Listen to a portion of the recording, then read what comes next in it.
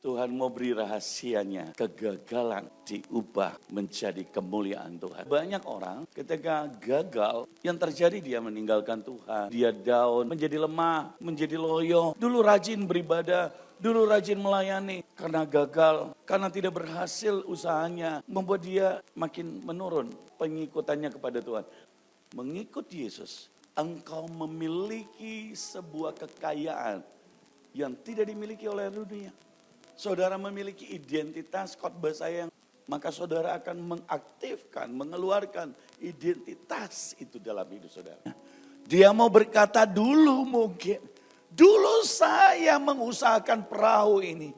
Saya menangkap ikan, saya bisnis, saya bertani, pakai kekuatanku, pakai kehebatanku. Tapi hari ini, aku gagal.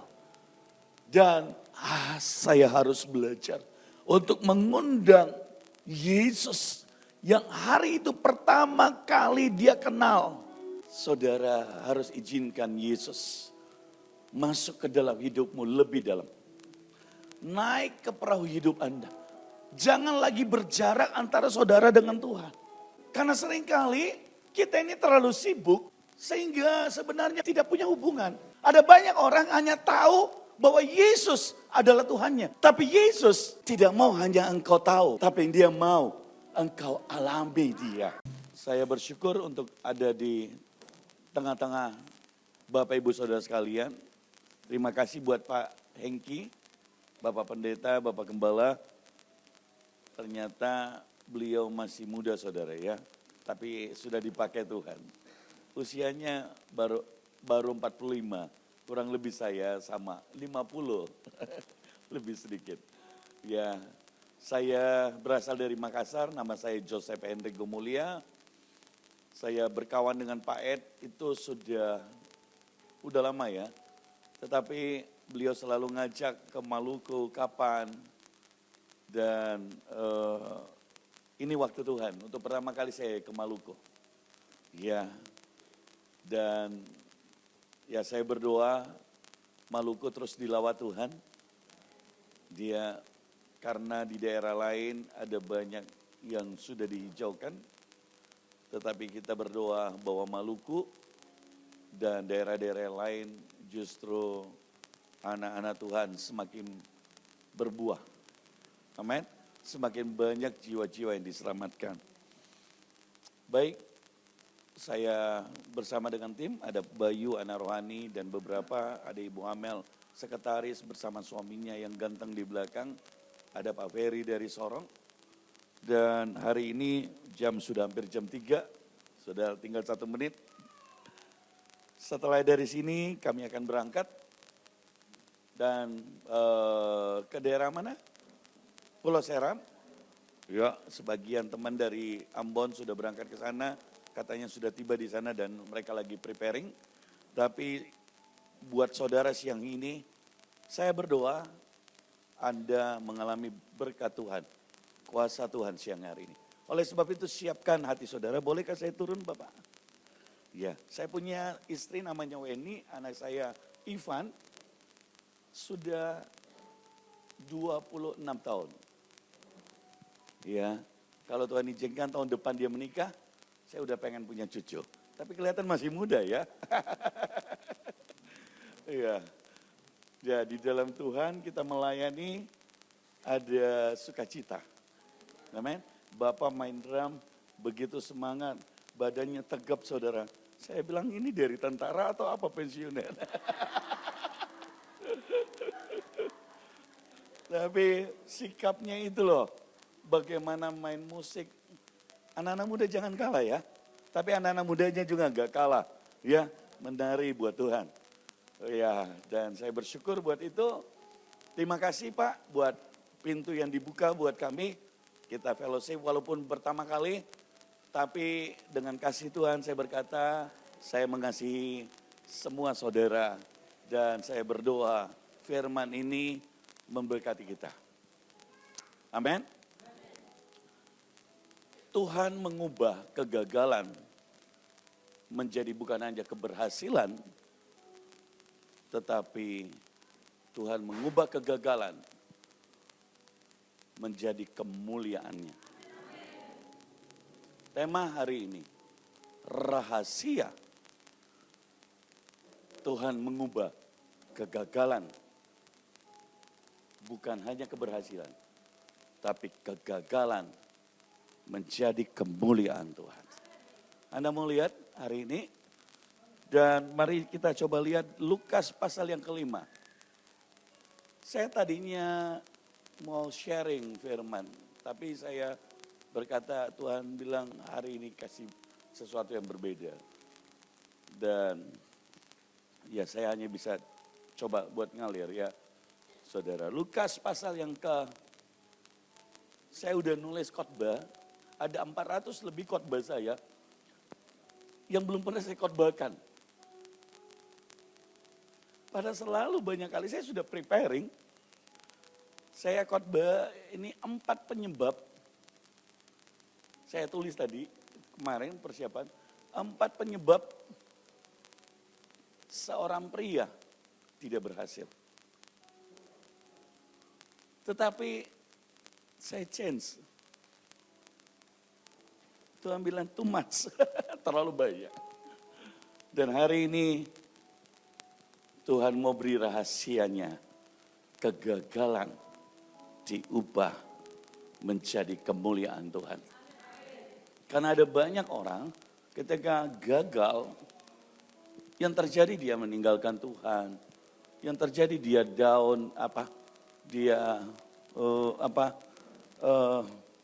menjadi lemah, menjadi loyo. Dulu rajin beribadah, dulu rajin melayani, karena gagal, karena tidak berhasil usahanya, saudara, membuat dia makin menurun pengikutannya kepada Tuhan. Oh, kalau diberkati dia makin semangat.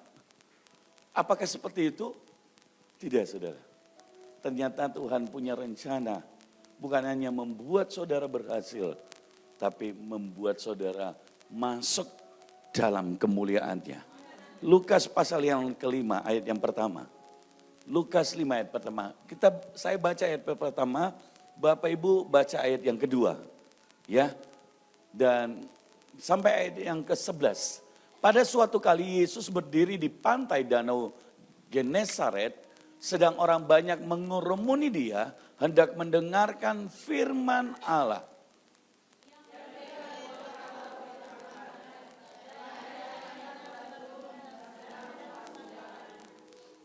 Ia naik ke dalam salah satu perahu itu, yaitu perahu Simon, dan menyuruh dia supaya menolakkan perahunya sedikit jauh dari pantai. Lalu ia duduk dan mengajar orang banyak dari atas perahu.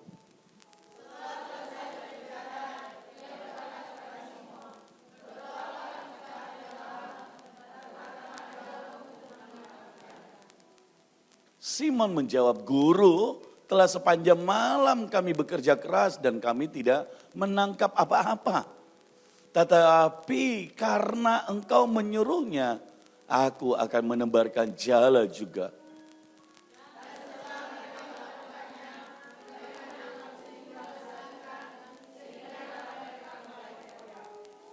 Ayat yang ke-7, lalu mereka memberi isyarat kepada teman-temannya di perahu yang lain, supaya mereka datang dan membantunya, dan mereka itu datang, lalu mereka bersama-sama mengisi kedua perahu itu dengan ikan hingga hampir tenggelam.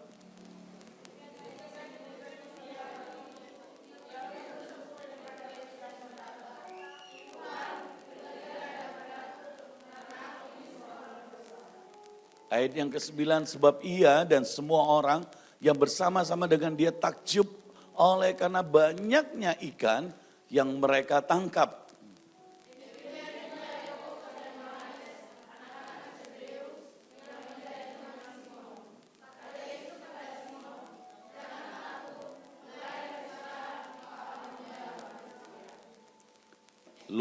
Ayat yang ke-11, dan sesudah mereka menghela perahu-perahunya ke darat, mereka pun meninggalkan segala sesuatu dan lalu mengikut Yesus.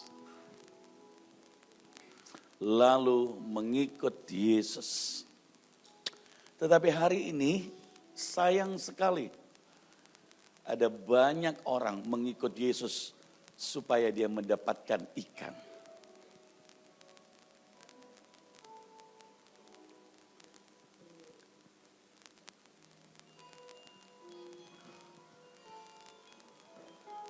Bolehkah saya berterus terang? Bahwa mengikut Yesus terlalu kecil kalau saudara mendapatkan ikan. Karena engkau harus mendapatkan kekayaan sorgawi. Yaitu engkau punya kerajaan yang tidak tergoncangkan. Kerajaan sorga diberikan padamu. Dan saudara adalah anak-anak dari keluarga kerajaan sorga itu. Amin. Kalau sekedar mendapatkan ikan terlalu kecil. Yesus berkata, aku berikan kerajaan. Saudara mengikut Yesus, engkau memiliki sebuah kekayaan yang tidak dimiliki oleh dunia. Saudara memiliki identitas, khotbah saya yang lalu kemarin. Itu kenali identitasmu. Maka saudara akan mengaktifkan, mengeluarkan identitas itu dalam hidup saudara. Hari ini saya akan berbicara bagaimana firman Tuhan akan ceritakan bagaimana kegagalan Tuhan ubah menjadi kemuliaan. Bolehkah saudara, siapa yang pernah merasakan kegagalan? Saya angkat kedua tangan saya pernah. Semua kita pernah. Siapa yang hari ini bilang, saya sedang mengalami kegagalan? Berarti firman ini double portion berkatnya buat saudara. Amin. Saudara pulang tidak lagi tertunduk, tapi engkau akan mengangkat wajahmu. Lihat ayat yang pertama. Ayat yang pertama. Pada suatu kali Yesus berdiri di pantai Danau Genesaret. Sedang orang banyak mengurumi dia karena dia mendengarkan firman Allah. Jadi Yesus sedang ngajar di pinggir pantai seperti di daerah ini, daerah apa namanya Pak? Hah? Hulaliu, apa artinya? Hulaliu, apa artinya Pak? Apa arti hulaliu? Ada yang saya nggak ngerti. Hulaliu, pasti ada artinya saudara. Hah? Ya. Pokoknya untuk kali ini saya nanti dikasih penjelasan artinya. Ini pinggir pantai, depan kita pantai, saudara. Dan Yesus lagi ngajar. Orang banyak. Rupanya Yesus itu suka dengan nelayan. Saya belum pernah lihat Yesus itu dia berkumpul dengan umpama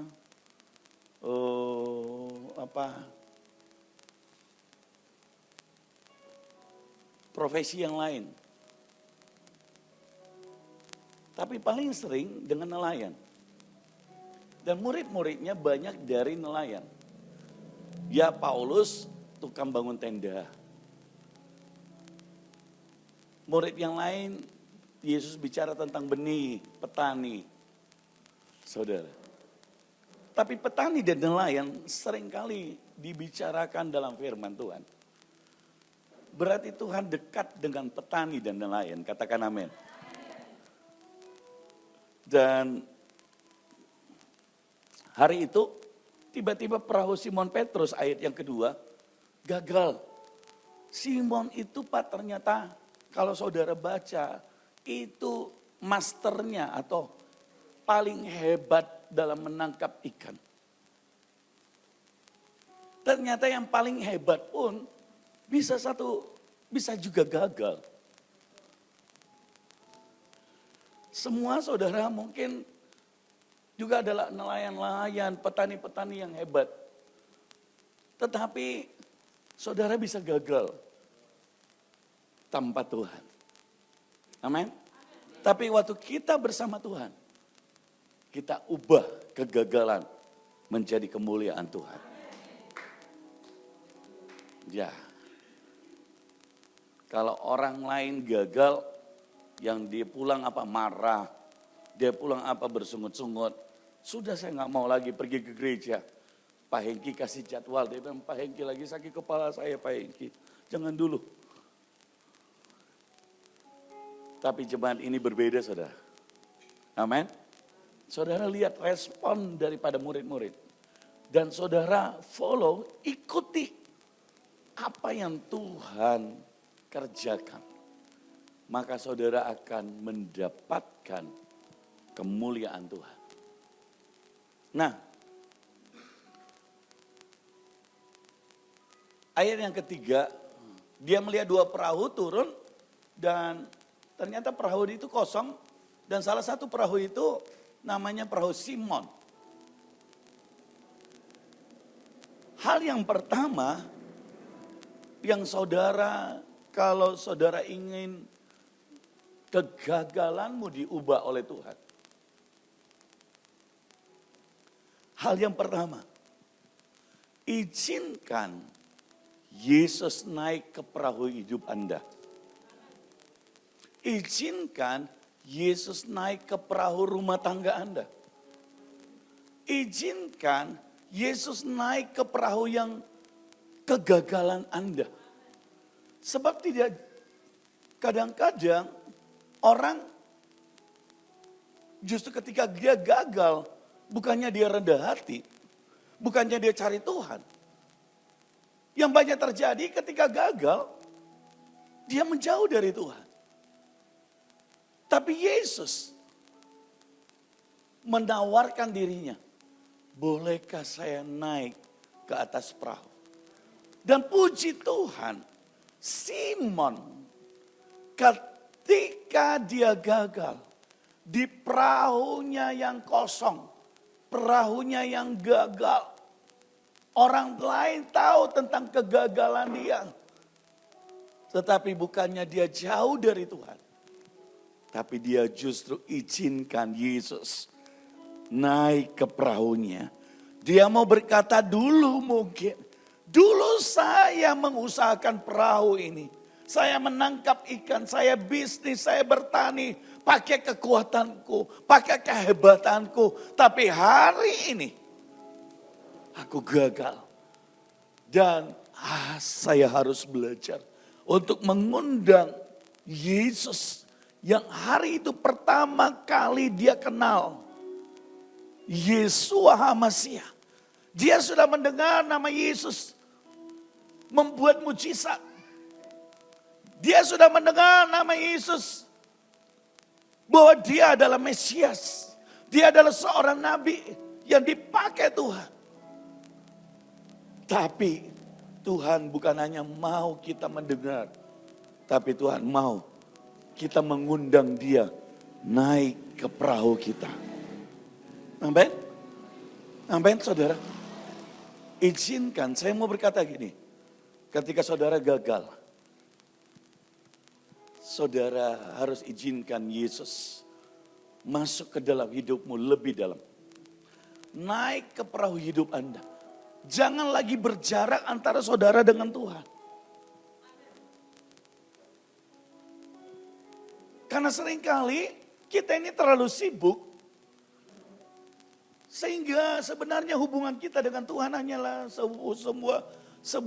tidak punya hubungan. Ada banyak orang kenal Presiden Jokowi? Semua tahu? Semua tahu? Tapi saya mau tanya, Anda kenal tidak? Tahu? Tahu dan kenal beda kan? Tahu dan kenal beda kan? Saya tahu Jokowi adalah presidenku. Ada banyak orang hanya tahu bahwa Yesus adalah Tuhannya. Hanya tahu. Tapi Yesus tidak mau hanya engkau tahu. Tapi dia mau engkau alami dia. Dan kekristenan adalah berbicara tentang hubungan dua arah. Amin. Berbeda dengan agama lain, saudara. Saya tidak bermaksud menjelekkan agama lain, tidak. Tetapi saya ingin memberitahu karena ini live juga di syuting. Sekali lagi tanpa mendiskreditkan agama apapun juga. Tetapi saya mau berkata, Yesus berkata, firman-Ku hidup, aku hidup, dan sampai hari ini roh-Ku ada di tengah-tengah dunia ini. Boleh berikan tepuk tangan. Itu garansi, itu jaminan saudara. Itu artinya apa? Bahkan kita memanggil Allah kita dengan nama apa? Bapa. Itu artinya apa? Dia itu dekat. Kita ini anaknya. Itu artinya apa? Kita punya hubungan yang ditawarkan oleh Tuhan.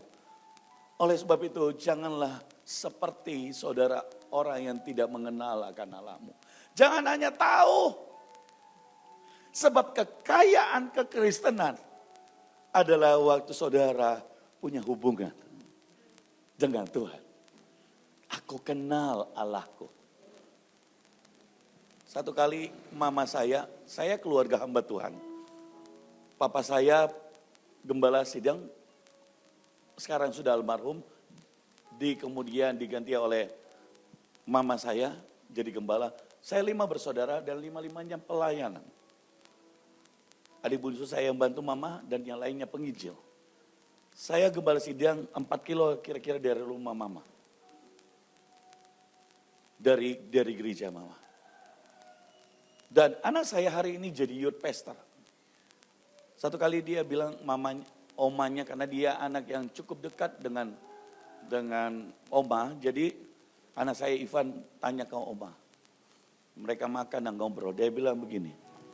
Nak, cucuku, kamu harus ingat bahwa keluarga kita ini ada karena mengenal Allahnya. Jadi oma mau berkata, kenali Allah engkongmu, Allah omamu, Allah papamu. Dia baru pulang dari luar negeri, dia nggak ngerti. Dia bukan anak yang nakal, tidak saudara, tidak narkoba, tidak free sex, tidak. Tapi kami perilaku baik tidak cukup. Saya mau bilang saudara, bapak, tolong didik anak saudara tidak hanya sebatas Kristen yang kulit. Karena itu nggak kuat saudara. Dia hanya tahu Yesus, KTP-nya Kristen karena dia lahir Kristen. Bapaknya Kristen, dia lahir ya sudah jadi Kristen. Tapi pasti bukan hanya itu yang Tuhan mau. Tuhan mau apa? Dia ingin memperkenalkan dirinya kepada setiap anak-anaknya.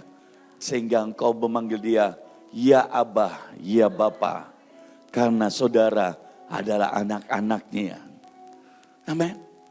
Tidak ada orang yang bilang gini, Bapak, cuma kita saudara. Kau memanggil pencipta langit dan bumi, kau berkata Bapa. Wow. Engkau memanggil Allahmu yang besar.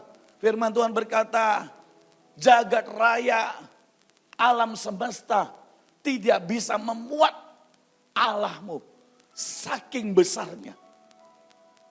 Itu loh yang saudara panggil Bapa. Lantas kenapa Anda khawatir?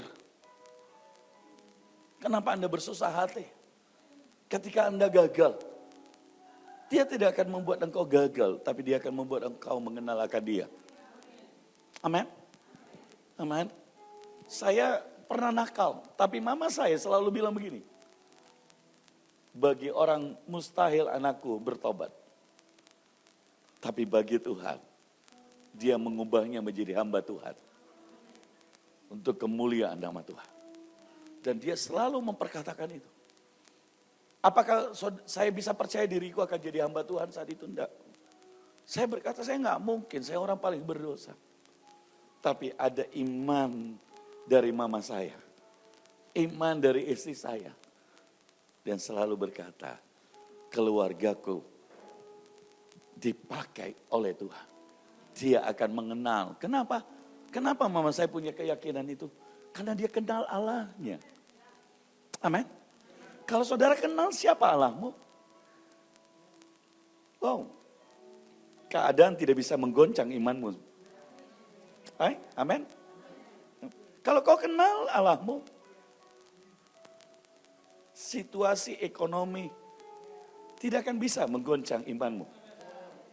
Yang terjadi, ini resep saya, ketika iblis ingin buat gara-gara, yang saya lakukan apa?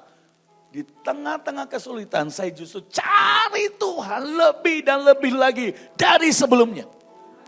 Mungkin saya doa puasa, mungkin pokoknya saya cari Tuhan sesuai dengan apa yang Tuhan mau. Dan saya selalu melihat Allahku itu luar biasa. Dan dia tidak pernah berutang. Saya mau berkata di tengah kesulitan selalu undang Yesus. Artinya apa saudara? Saudara harus butuh dia lebih dari yang kemarin. Saudara harus sadar bahwa tanpa Yesus saya gagal. Dan ketika saudara gagal, introspeksilah ketika itu. Karena bisa saja saat itu saudara tidak mengundang lagi Yesus. Artinya bisa juga Tuhan mau membuat engkau mengenal dia lebih dalam dari sebelumnya. Amin. Yang pertama, undang Yesus di atas perahu hidupmu. Saudara, rumah tanggamu lagi goncang. Anakmu rumah tangganya lagi goncang. Undang Yesus. Undang Yesus. Saya merasa ada beberapa orang punya anak sedang jauh dari Tuhan. Orang-orang berkata nggak mungkin dia bertobat. Dia peminum, dia ini, dia itu, dia apa. Saudara, penjudi dan macam. Ada yang berkata itu suamimu sudah hilang berapa lama. Selalu orang tanya kemana suamimu, ya nanti dia kembali. Kenapa begitu belum lama ada teleponnya belum datang. Saya mau berkata jangan putus asa. Istriku pernah mengalami itu. Tapi dia punya iman yang hebat. Dan dia berkata, suamiku akan pulang. Lo jarang hamba Tuhan cerita tentang dirinya kan. Tapi saya selalu tampil apa adanya. Biarlah kesaksian hidupku memberkati banyak orang. Orang bilang di Makassar, anak gembala paling nakal itu Hendrik.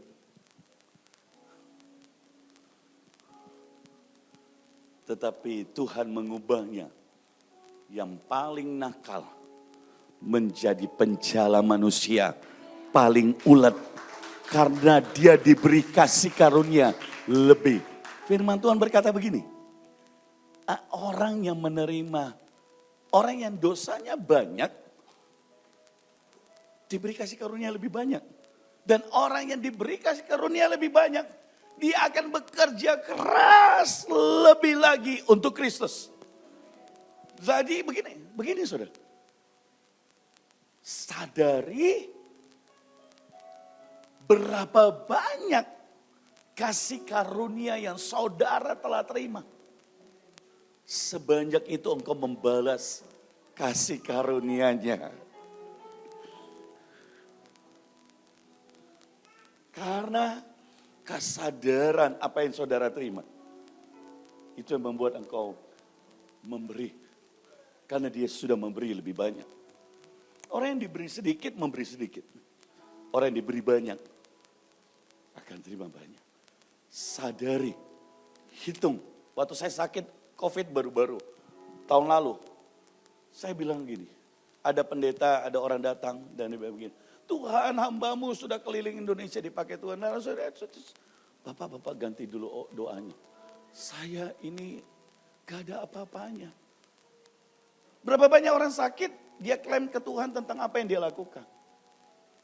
Saya bilang ke Tuhan, Tuhan, kebaikanmu saya tidak bisa balas.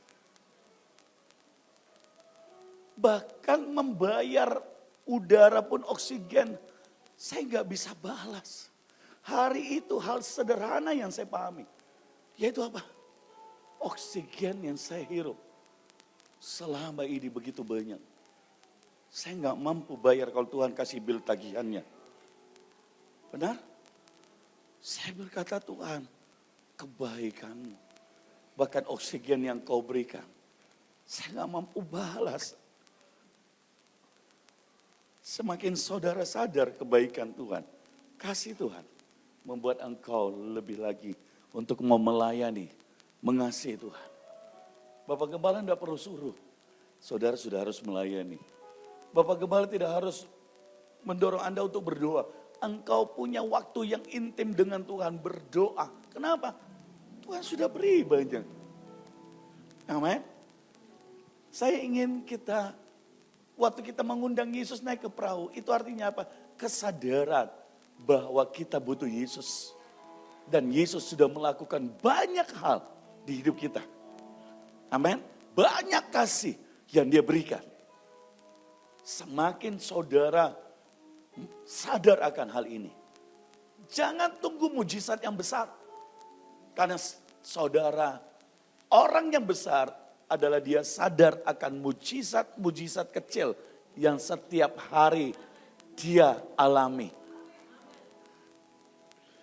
Orang yang kuat, orang yang tahu bersyukur, bukan menunggu mujizat yang besar. Tetapi mujizat yang sederhana, yang tidak dilihat oleh orang, tetapi engkau tahu betapa baiknya Tuhan. Orang berkata seperti ini, mama saya itu hebat luar biasa. Waktu papi saya itu belum bertobat, nakal saudara. Dan saya lihat mama saya bilang begini, orang bilang, sudah bisa saja dengan suamimu. Dia tidak kerja, dia suka marah-marah, dia suka pukul, dia suka ngamuk. Dia bilang, bikin apa? Ada tantenya mau ngomong, dia orang kaya di Kendari. Karena sayang kepada mama saya. Mama saya bilang begini, tidak. Suamiku itu baik. Dulu dia tidak begitu. Dia pekerja keras. Dia bukan orang yang malas. Saudara, jangan selalu melihat hal yang buruk itu. Sebab itu tipuan iblis. Kenapa?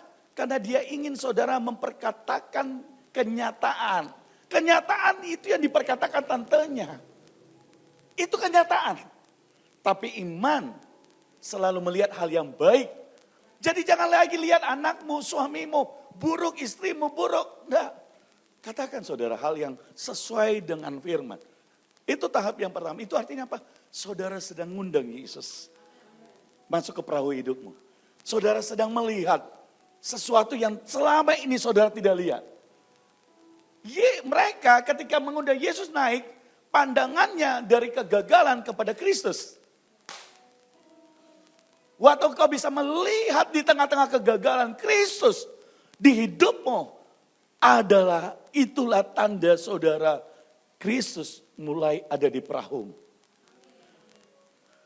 Amin. Amin. Saudara happy? Siapa yang nangkap firman Tuhan? Poin pertama. Undang perahu.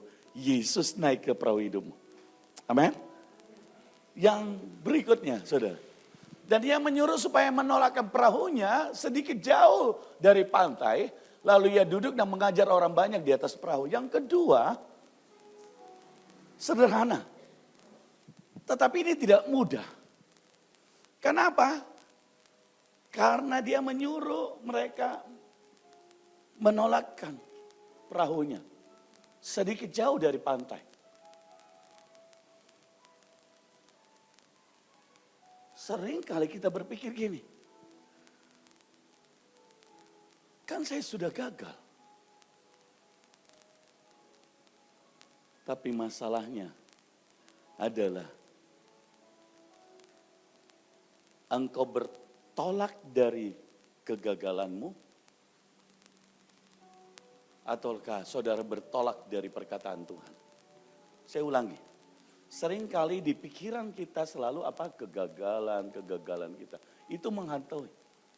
Tapi ganti kegagalanmu dengan apa yang firman Tuhan katakan. Apa yang Yesus katakan. Saya di Galilea Pak, hari itu, karena kita trip setiap tahun biasanya, ya ini karena COVID jadi tidak pergi. Saya bertemu dengan nelayan dan saya bilang gini, itu danau bukan pantai kayak laut begini, itu danau yang besar. Saya nggak tahu perilaku ikan kalau di sini. Tapi saya tanya perilaku ikan itu kepada orang yang nelayan Galilea. Dan dia bilang begini, saya tanya, waktu orang pulang pagi hari atau sudah siang hari ini dari sepanjang malam cari ikan dan dia gagal pagi hari. Dan kemudian waktu pagi hari, apakah itu waktunya untuk mencari ikan? Dia bilang tidak. Terus apakah waktunya hari itu kemudian ketika perahu itu disuruh bertolak ke tempat yang lebih dalam lagi. Kalau saudara nanti lihat, Yesus bahkan menyuruhnya bertolak lebih dalam lagi. Itu dan kemudian mendebarkan jalan, dia bilang tidak. Karena di siang hari ikan itu bukan di atas, bukan di tengah-tengah, tapi di bawah. Nah, saya nggak tahu ikan di sini. Sama? Nah, jadi perintah Tuhan ini seringkali tidak dimengerti oleh pikiran kita. Benar? Nah, ini yang saudara harus lihat. Ketika Yesus ada di perahu hidupmu, izinkan pakai iman saudara. Dengarkan apa katanya. Mungkin saudara undang Yesus di perahu hidup saudara, dan saudara belum melihat perubahan suamimu. Orang-orang bilang, kalau suami yang baik baru kau kasih dia makan. Kalau di kota bilang begini, kalau dia suamimu jahat kasih sianida. Di Jakarta itu pernah heboh, perempuan kasih racun orang pakai sianida, saudara. Itu kata dunia. Itu kata daging kita waktu kita lihat dia jengkel. Tapi saudara ketika undang Yesus naik ke perahu hidup, saudara harus mulai dengarkan kata Yesus. Kata Yesus apa? Tunduklah pada suamimu. Kasihilah padanya. Kalau dia menyuruh engkau berjalan 1 mil, berjalanlah 2 mil. Kalau dia beri pipi kanan, dia tempeleng. Diamlah, berikan lagi pipi kiri, berikan lagi pipi kanan. Balaslah kejahatan dengan kebaikan. Kau mulai dengar apa kata Tuhan. Mama saya, dia buatkan makanan setiap pagi. Belum pulang hari pertama. Minggu, siang lagi dia buatkan, malam lagi. Saya sering kali, papi di mana? Mami kok kenapa bikin makanan terus? Dia bilang, nanti papi pulang. Hari kedua lagi dia buat lagi, saudara. Dia belum pulang. Orang-orang bilang, kenapa bodoh begitu? Bikinkan makanan orangnya udah belum pulang. Bahkan kalau orangnya pulang, jangan kasih makanan. Itu perkataan orang dunia. Dia tidak akan pulang sampai dia menyiapkan hati mama saya untuk menyambut dia pulang. Karena hati mama saya ketika dia belum siap, yang terjadi apa? Dia akan pergi lagi. Berapa banyak dia pulang, kemudian perempuan pote-pote. Ini bahasa Makassar ya. Apa bahasa? Ngomel. Belum baru di pintu. Kau ini betul-betul cuma datang bawa baju kotor saja. Dia bilang, mana uangmu? Kau ini betul-betul ini. Tapi orang di sini tidak ada. Orang Maluku semua baik-baik, halus-halus. Itu di sana di Jawa mungkin ya. Atau di mana? Di timur-timur lah. Gitu. Dia bilang, ya macam-macam. Marah, makian. Bahkan dilihat oleh anak-anaknya. Dia pikir kau pikir saya tidak bisa cari uang kah? Kau pikir saya bisa tidak bisa hidup tanpa kau kah? Kau pikir saya tidak bisa kasih besar anak tanpa kau kah? Kau cuma tahu saja makan, tidak tahu kerja. Saudara, tidak. Yang dia lakukan apa? Dia berkata, papa, satu kali papa saya pulang. Dia siapkan handuk. Dia tidak bicara. Makan. Saya lihat air matanya turun. Dia seka begini. Saya tumbuh dengan sakit. Saya pernah ngomong sama, kalau saya besar saya akan bunuh papa saya. Anda bisa bayangkan itu betapa gawatnya. Tapi saya lihat mama saya ngomong begini, kamu tidak boleh sakit hati dengan papamu. Sebab kau masih anak kecil. Kamu belum tahu yang namanya berkeluarga. Bukan papamu yang salah, mama yang salah. Saya tanya, mama salah di mana? Nah, banyaknya ibu-ibu bilang apa? Itu memang papamu yang salah. Kurang ajar dia pikiran perempuan lain. Kurang ajar, mana laki-laki tidak kasih uang. Ini. Tapi mama saya tidak pernah begitu, saudara. Tidak pernah. Dia bilang apa? Papamu baik. Dia tidak mau kasih racun kepada anak-anaknya. Dia tidak mau kasih perkataan yang negatif. Dia tidak mau tumpahkan kemarahannya, dagingnya sama anak-anaknya. Berapa banyak orang tua salah mendidik anak. Dan kemudian kalau dia jengkel sama suaminya, dia curhat sama anaknya. Anda punya tempat ibu-ibu, bapak-bapak, tempat curhatmu bukan di anak. Tempat curhatmu di mana? Di kaki Tuhan. Di kaki Tuhan. Cara Yesus. Mau saya beritahu caranya bagaimana? Cara orang percaya untuk mengungkapkan masalahnya. Dia akan datang pada Tuhan. Semuanya dia tanggung. Semuanya dia terima. Dan dia hanya diam.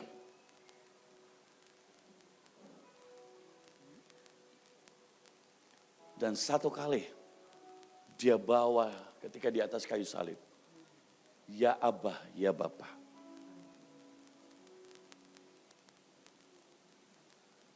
Dia serahkan pada Tuhan. Ketika masalah datang, saudara hanya bisa dengar Tuhan bicara.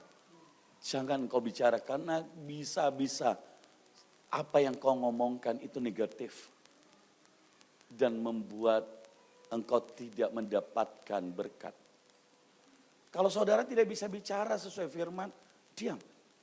Sampai saudara bisa keluarkan. Saya tahu tidak mudah, tapi saya percaya bahwa saudara akan dilatih untuk hal ini. Amin. Kita harus menjadi orang Kristen pemenang. Bahkan lebih dari pemenang. Amin. Saya enggak pernah di gereja, anak rohani saya curhat, enggak pernah. Mereka yang ngomong ke saya bawa ke Tuhan. Saya nggak pernah curhat sama istriku. Karena saya imamnya. Saya nggak pernah curhat apalagi sama anakku. Karena bapaknya adalah gembalanya. Dan papa rohaninya. Saudara apa yang saudara lakukan? Berlutut. Bahasa roh. Menyembah Tuhan. Serahkan sama Tuhan. Amin. Tuhan tahu yang terbaik. Supaya iblis tidak punya hak legal untuk membatalkan jawaban doamu. Iblis tidak punya kuasa, tapi seringkali orang-orang percaya memberi dia kuasa. Waktu saudara memperkatakan hal yang negatif, itu yang dipegang. Karena Bapa di surga bekerja sesuai dengan keadilannya. Amin. Oleh sebab itu, kenapa pohon ara dikutuk? Tidak. Karena dia tidak berbuah. Yesus berkata, matilah. Kalau engkau tidak berbuah pada musim berikutnya, kau akan mati. Apakah pohon ara itu hidup? Tidak, betul-betul mati. Jadi sadari ibu-ibu, bapak-bapak, anak-anakku, apa yang kau ucapkan itu bisa terjadi. Bukan hanya yang positif, tapi yang negatif juga. Oleh sebab itu, masa depan saudara bukan ditentukan oleh orang lain, tapi ditentukan oleh mulutmu dan cara pandangmu. Saudara punya kuasa. Bukan hanya gubernur yang punya kuasa, wali kota punya kuasa perkataannya. Saudara punya kuasa sebagai anak Tuhan lewat perkataanmu. Keluarga saudara seperti apa? Ya, papa saya memang hari itu belum kenal Tuhan. Ya, memang dia nakal. Tetapi seorang istri yang bisa percaya kepada Tuhan. Dan dia sedang mengubah papa saya. Ya, hari itu saya jauh dari Tuhan. Ya, hari itu saya narkoba. Tetapi mama saya selalu berkata, anakku pasti bisa sembuh. Anakku pasti bisa jadi hamba Tuhan. Anakku dipakai Tuhan. Dan hari ini untuk kemuliaan nama Tuhan, saya menyaksikan buat ibu-ibu. Sekalipun ketika dia bicara air matanya keluar, saudara. Karena sepertinya tidak mungkin.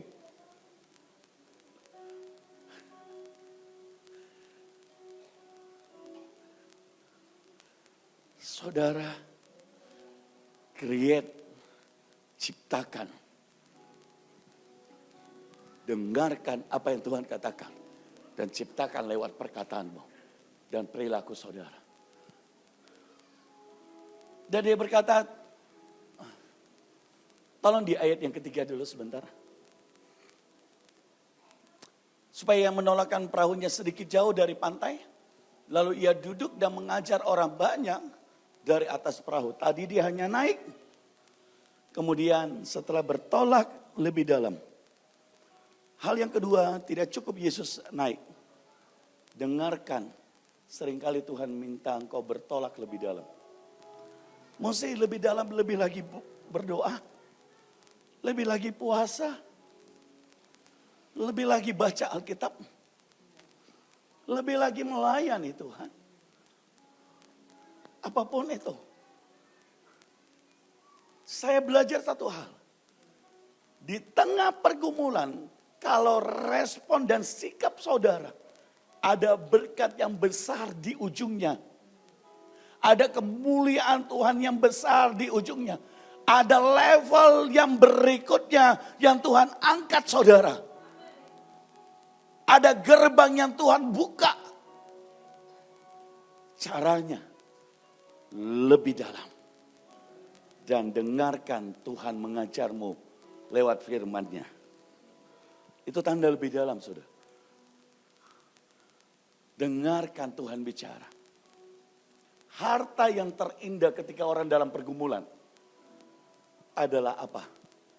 Tuhan dekat kepada orang yang hancur hatinya. Begitu Anda baru berlutut. Oh saudara-saudara saya, hadirat Tuhan. Bahkan mungkin mulutmu susah untuk bicara. Karena betapa beratnya pergumulan seperti Hana. Dia dicela oleh madunya, dia dicela oleh orang lain. Dia mandul, dia gak punya anak. Bahkan dia hanya bergumam terus. Dia bicara ke Tuhan. Seperti orang mabuk, air matanya terus keluar. Dia bicara terus, tidak ada orang yang bisa mengerti. Bahkan Imam Eli mungkin salah paham dengan dia. Dia berkata, kenapa kau mabuk Hana? Pulanglah. Dan dia berkata, Bapak, kau tidak tahu kesusahan hatiku. Aku gak punya anak. Tapi aku tidak akan berhenti berdoa. Kandunganku tertutup. Harusnya Hana, kebanyakan orang yang dia salahkan siapa? Suaminya. Yang dia salahkan siapa? Madunya Penina. Tapi ini saya mau berkata saudara. Kalau saudara lebih lagi dengan Tuhan. Maka yang kau salahkan, sebenarnya yang salah siapa? Hana, kandungannya tertutup, bukan salah orang. Dan yang menutup itu Tuhan.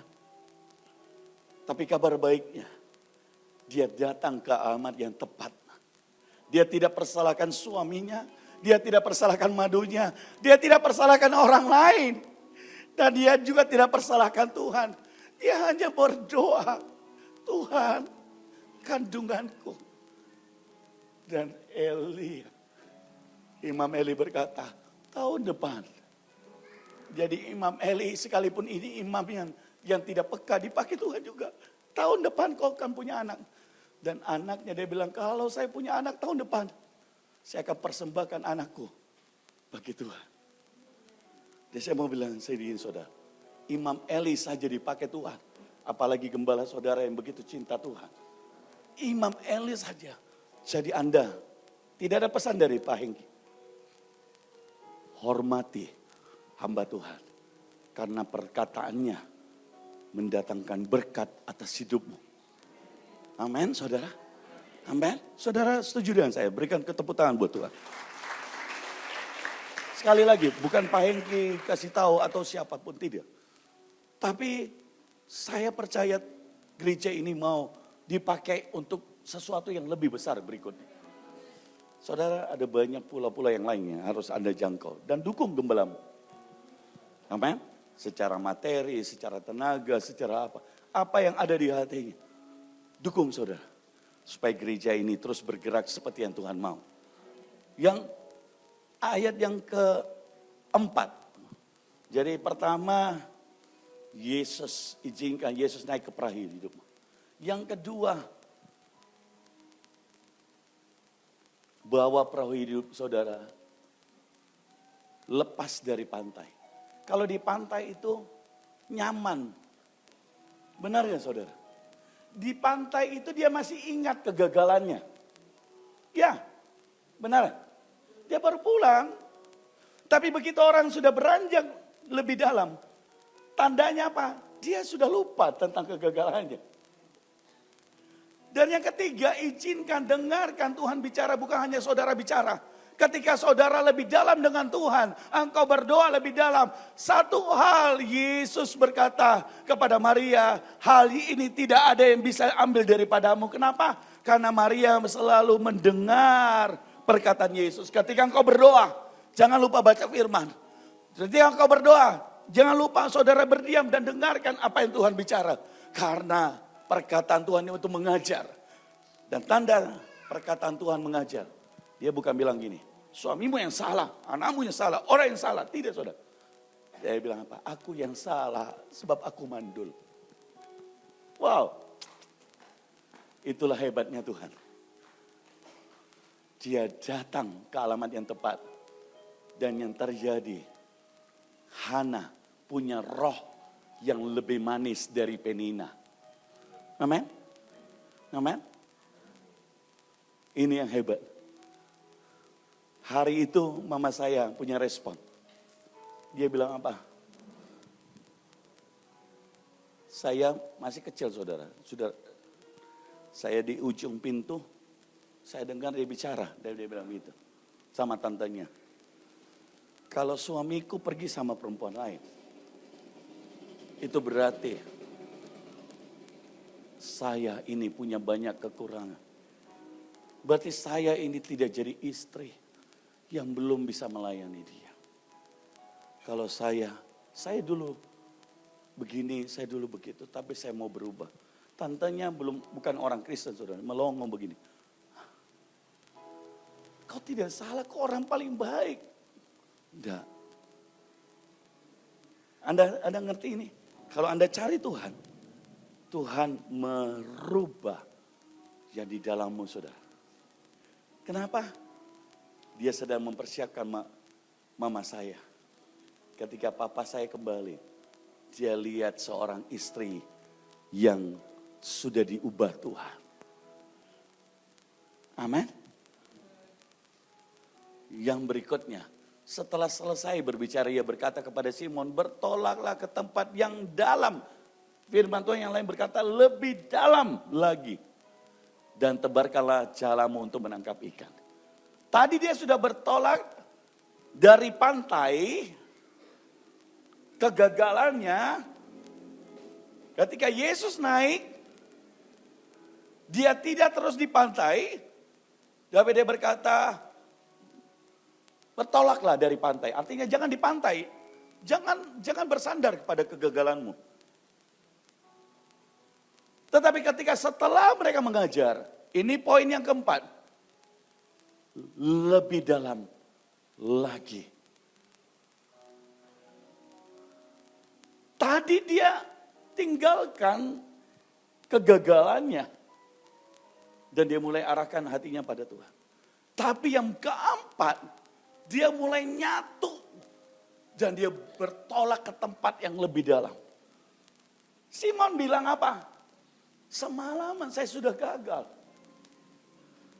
Tetapi karena engkau yang menyuruh aku menebarkan jala juga. Ini yang luar biasa.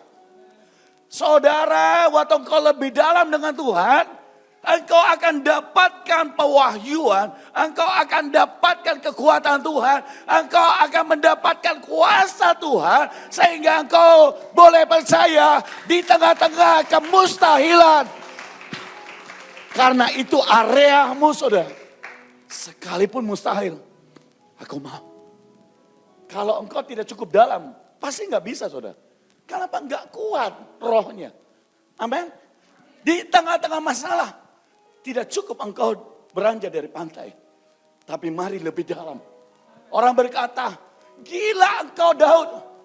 Masa angkat tabut seperti orang gila. Dan Daud bilang apa? Lebih kugilakan lagi diriku untuk Tuhan. Itu loh orang yang lebih dalam. Daud gagal ngangkat tabut. Tapi dia lihat tabut itu di rumah Obed-Edom. Dan dia ubah caranya. Angkat tabut. Bukan lagi di kereta.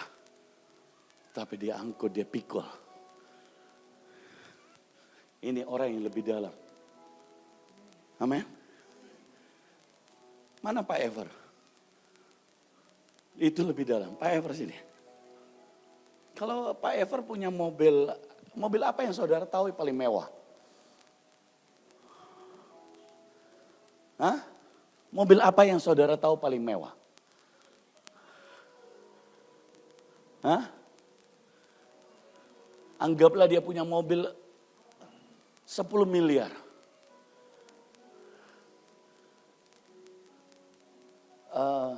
Apa? Bentley, limosin, apa? Tabut. Dia bawa. Pak Ever bilang begini, saya taruh saja di keretaku. Orang Filistin angkat tabut pakai kereta tidak apa-apa. Karena dia tidak tahu firman. Tabut harus diangkat. Sebaik apapun saudara, yang Tuhan mau dirimu yang melayani bukan hartamu. Anda terlambat. Saya ulangi. Sekaya apapun, sebaik apapun, seberhasil apapun, bukan hartamu yang memuliakan Tuhan, tapi engkau dan saya yang memuliakan Tuhan. Oh, ada banyak orang, ya biar hartamu memuliakan Tuhan, hartanya masuk surga, Anda tidak masuk surga. Karena kemuliaan itu ditaruh bukan di harta, pada manusianya. Ada berapa banyak orang menganggap, Bapak Gembala, butuh apa saya kasih. Butuh apa saya kasih. Tapi yang Tuhan mau apa? Diri saudara yang angkat tabut. Mana yang lebih hebat? Dia punya mobil. Mercy barangkali. Saudara. Yang dia tabut itu kasih naik sini. Angkut. Tidak bisa. Orang Filistin bisa. Tapi kau tidak bisa. Mana yang lebih hebat? Kalau dia yang punya mobil. Dia yang berhasil. Dan dia berkata apa? Biar aku yang angkat tabut itu. Ikuti saya.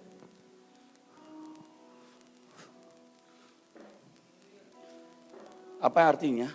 Waktu engkau angkat tabut. Di atas tabut Tuhan bicara. Di atas tabut bicara tentang kemuliaan Tuhan dinyatakan. Saudara, dan waktu bangsa Israel angkat tabut, musuh-musuhnya dikalahkan. Waktu bangsa Israel angkat takut, bangsa-bangsa lain kalah. Waktu bangsa Israel angkat tabut, kemuliaan Tuhan turun. Dan apa artinya saudara?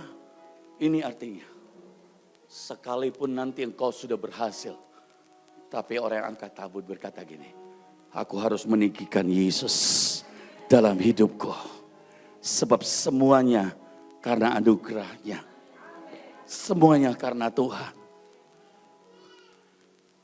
Amin. Terima kasih. Itu baru keren. Bilang sampai kiri kananmu, itu baru keren. Saya tutup kesaksian. Ada sebuah tempat yang saya rindu sekali pergi dan saya pernah diundang, tapi paspor saya tidak selesai. Tapi saya percaya satu kali, di dunia sekarang ini ada gereja, bukan lagi di Korea yang terbesar dengan 1 juta jemaat, gedungnya 100.000. Anda harus tahu hari ini ada sebuah gereja di Lagos, Nigeria. Lagos itu ibu kota dari Nigeria. Dan penduduk Lagos itu kota itu jumlahnya kalau Jakarta 10 juta, ini 25 juta. Dan saudara mau tahu di Lagos itu ada sebuah gereja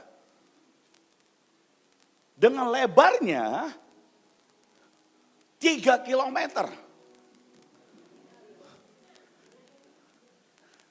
Wow, bilang wow. Itu Allahmu dan Allahku. Panjangnya 3 kilometer.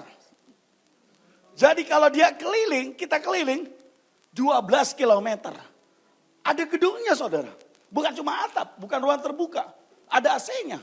Dan saudara tahu, tempat duduk di dalamnya 12 juta orang. 12 juta seat. Dan jemaatnya 12 juta orang lebih. Dulu negara itu miskin. Kalau siapa tahu orang bapak-bapak mungkin masih ingat waktu dulu di Afrika, di Nigeria. Orang gizi buruk, orang kurus, orang ini. Saudara, ekonominya terbelakang. Tetapi waktu mereka kenal Tuhan. Satu yang berbeda yang saya lihat. Adalah mereka sungguh-sungguh cari Tuhan. Kulit mereka hitam. Rambutnya keriting. Tapi tidak kalah dengan orang Cina sama orang Amerika. Diberkati Tuhan. Dan lebih-lebih mereka cari Tuhan sungguh-sungguh. Saya mau bilang sama orang Ambon. Saudaraku, walaupun Anda hitam manis. Tapi Tuhan mau pakai saudara. Akan ada di Maluku gereja yang besar. Percaya. Kalau saudara cari Tuhan sungguh-sungguh. Saya jemput kita bangkit berdiri. 5 hal ini saudara. Lebih dalam. Saudara.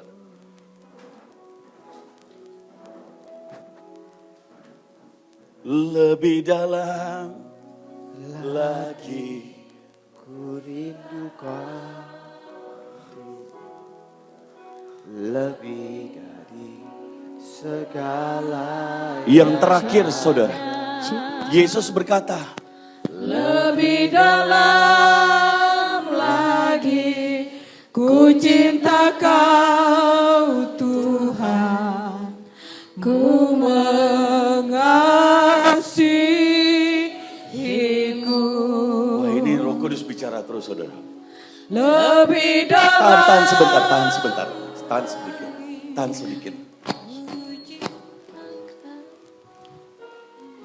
Di Lukas di ayat yang lain berbicara ketika mereka menjala ikan, mereka mendapatkan 153 ekor ikan yang besar-besar sampai jalannya hampir koyak. Dan bahasa Ibraninya adalah 153. Artinya apa? I am the Lord. Apa artinya saudara? Mereka gagal. Tapi mereka bertemu Tuhan. Dan mereka mendapatkan berkat yang dari Tuhan. Yang belum pernah mereka dapatkan. Tapi ini yang luar biasa. Mereka meninggalkan itu. Dan follow Jesus. Ikut Yesus. Saya tidak berkata semua mari jadi hamba Tuhan. Jangan urus pekerjaanmu. Tidak. Tapi ini yang Tuhan mau saudara. Dan ini yang saya perhatikan. Berapapun yang Tuhan berkati hidupku. Oleh kemurahan Tuhan saya mau berkata. Itu tidak membuat hatiku terikat. Karena saya adalah orang yang membawa tabut Tuhan. Tidak pernah tabut itu buat orang lain. Tidak pernah tabut itu saya taruh buat di hartaku. Tapi saya berkata Tuhan. Biarkan aku yang membawa tabutmu. Hadiratmu. Kemanapun aku melayani. Satu hal yang kurindukan. Orang-orang berjumpa dengan Engkau. Orang-orang dikuatkan. Orang-orang bertemu dengan pribadimu. Tidak cukup kami hanya sekedar tahu. Biar siang hari ini Tuhan, jumpai setiap orang. Kami ingin kenal Engkau.